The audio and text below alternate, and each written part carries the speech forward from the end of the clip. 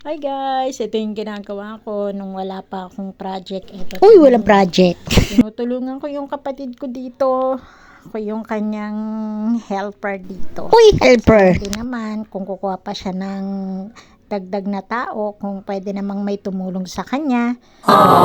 So, para lang mapabilis yung gawa niya. Ayan o. So, kami-kami lang. Pwede na yan, di ba? Konting gawa lang. Kesa naman kukuha pa ng ibang gagawa, nagdadagdag pa ng tao. Eh di, kaya Nice. naman natin. Ditulungan na lang natin para mas mapabilis yung gawa. Ayan o. So, makakabawas din niya sa mga gastos niya. Ayan, di ba? O, nakatipid na kami, di ba? O, di na ayos pa pare-parehas yung aming dapat pang ayusin sa loob ng aming bakuran. Katuwang din po namin yung kanyang anak dito. Siya po yung tagahakot ng aking hinahalong buhangin at saka semento. Ayan o.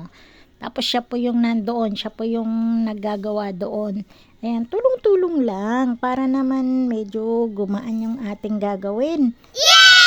Pero sa totoo lang po, ang hirap din pala ng ganito, no? Biro mo, kahit tagapala ka lang, ang bigat din ng pala, tapos ang bigat din buhatin ng semento na ano na siya, yan o, nakaganyan na. Yung hinalo ng semento, ang bigat din pala niyan. Oh, may mabigat din po itong trabahong to bilang isang construction worker. Kaya po, maraming salamat po.